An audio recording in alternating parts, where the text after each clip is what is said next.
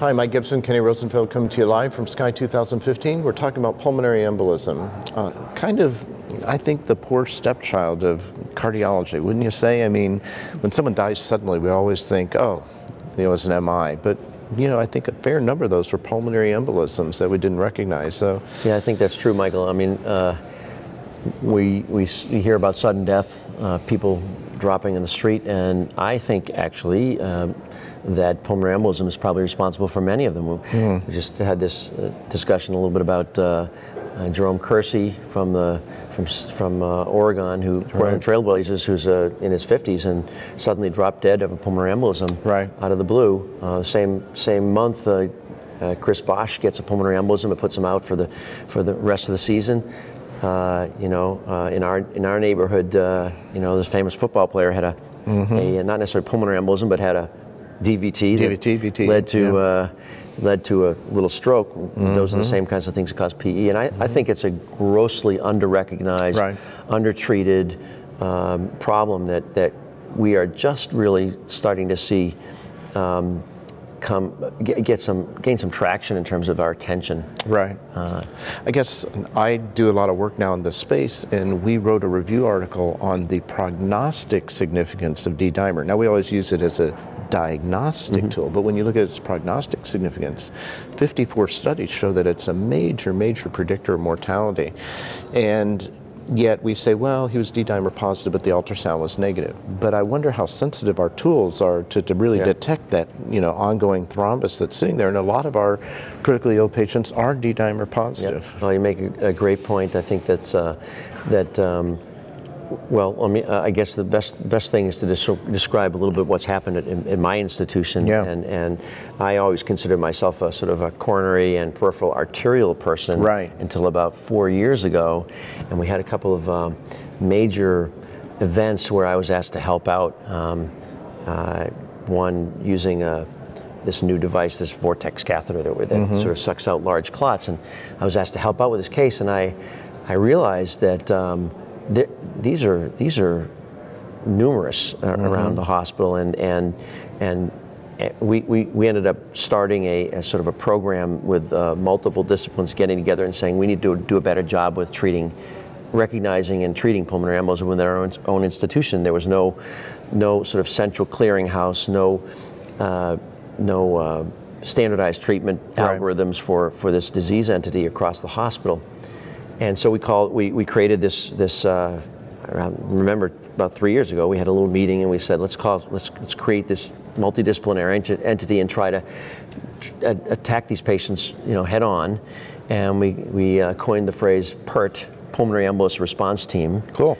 And we called ourselves the Pert Team, and we hung up posters all around the hospital, and I'll never forget the first weekend after we hung those posters, I had 7 calls. 7 calls? 7 calls. First weekend. Right. Wow. And amazing. And all we're asking for, we were only advertising to call us if you have a patient with a sizable, a large pulmonary embolism. Right. It was like the floodgates opened. Right. And I was thinking to myself, what happened to these patients before this entity existed? Right. Well, they were taken care of on an orthopedic floor, or a neurosurgical floor, or a medical floor, or in the ED, and they were given any number of different treatments without anybody. All 7 patients treated 7 different ways. 7 different ways. I mean, no rhyme or reason. And by the way, the people treating them really had no clue. They might have treated 1 pulmonary embolism in their life, or 1 case of VTE.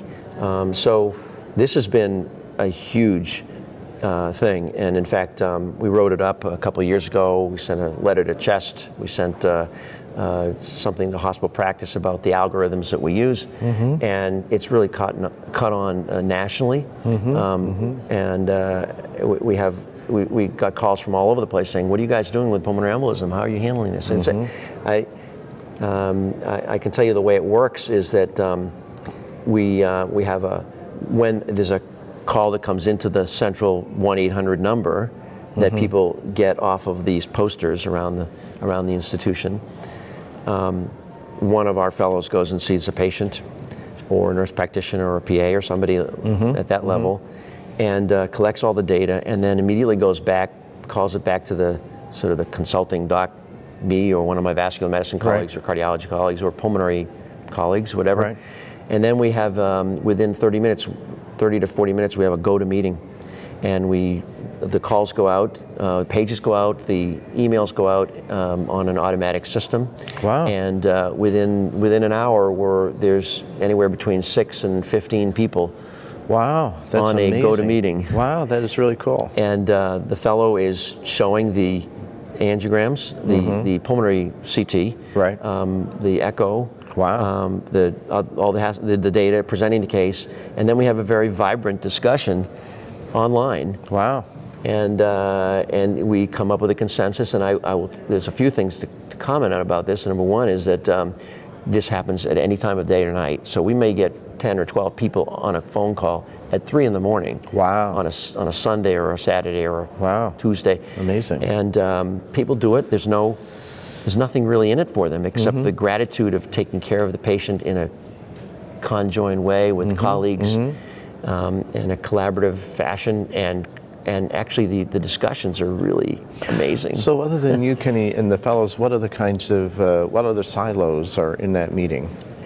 So the other silos which are broken down now, of course, are pulmonary critical care, cardiac surgery, vascular medicine, cardiology, radiology, and we've really engaged most of the imaging folks who've been helping us with the CTAs and so on, and their own interpretation, but we're now engaging the IR guys as well because they want to participate. Right.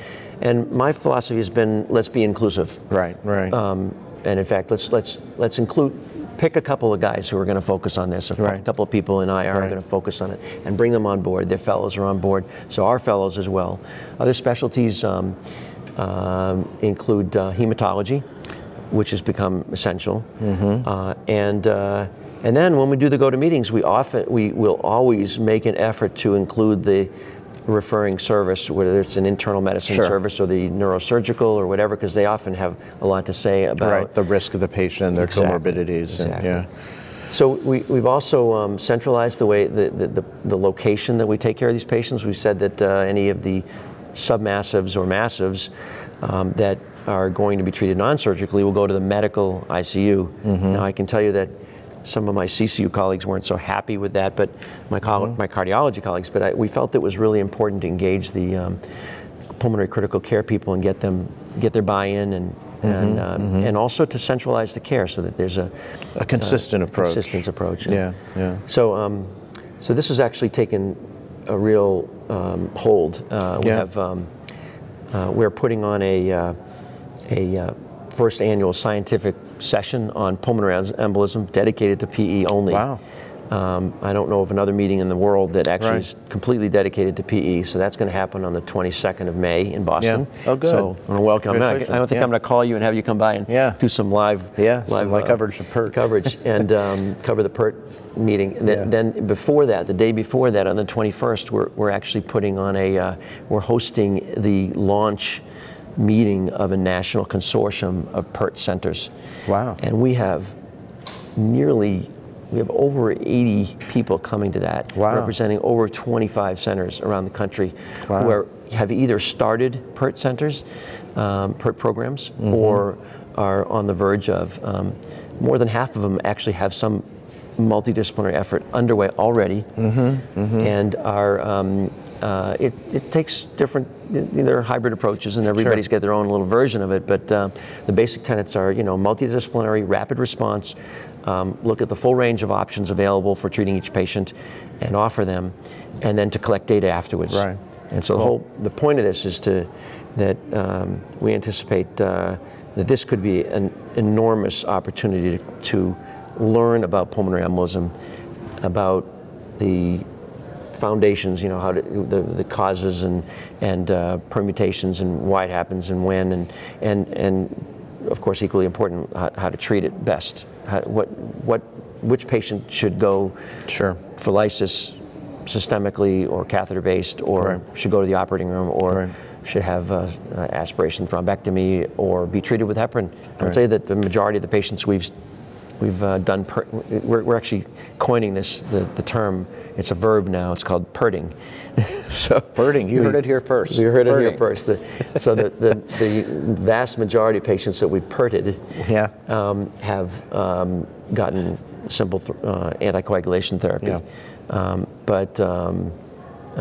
But there's been an active discussion, and oftentimes it's not we make an initial decision to anticoagulate and then watch them over time, and some of them have converted, and we've realized that their RV dysfunction is getting worse. They're getting worse. They need to go to the either go to the operating room or have catheter-directed lytic therapy. Yeah. So these are, I think this is to me this is very exciting. I remember, you probably remember Jim Dallin, right? So Jim Dallin, I remember, wrote a paper in New England Journal in 1969 about pulmonary embolism. I think that was like "The Emperor Has No Clothes" or something was the name of the art, whatever. At that time, and it was about the natural history of pulmonary embolism. It's amazing to me how little we have learned since that time. It's sad. It's very sad. It's a huge issue. It's been an ignored area. So, I'm excited about this. I think our team is excited. There's huge excitement around the country about it, actually. Yeah. So. Congratulations. I know how hard it is to organize these kind of collaborative efforts. I'd like to talk some more with you about getting, we have the WikiDoc textbook where it's a collaborative effort and people can post algorithms and all the flow charts and everything. So maybe could be a place where you could have them deposit some of those. I can show you our flow chart. Good. I did it myself. Yeah. So it's and it doesn't actually specify the treatment algorithm, but it specifies the process for evaluating these patients using the Pert program, with perting patients. Perting patients. And in terms of the actual treatments, what is interesting, and our chief of medicine, Katrina Armstrong, is interested is how the process actually leads to changes in therapy. And I can tell you that when you participate in these calls, there are definitely people come in with preconceived notions. Oh, I think this patient should just get heparin, or I think this patient should be lysed. And it's amazing how many times the consensus drives the decision another way. Right. And I bet we go with the consensus. Right. And we present that to the patient. Yeah. Cool. There's one other thing that's very cool about this is that is the opportunity for patient engagement and patient participation. So on at least 2 occasions now, we've had patient family participate in the actual go-to meeting. Wow. Oh, that's cool. Wow, that is amazing. So you think about that. That's really cool. Patient's family actually participating in decision making, hearing everybody discuss it. Right. That's amazing. A lot of people do this on rounds now in the CCU. Yeah. I've heard of this where the patient's family participates in the rounds, the actual discussion on rounds. This is in codes, they see codes now. They see everything that was done.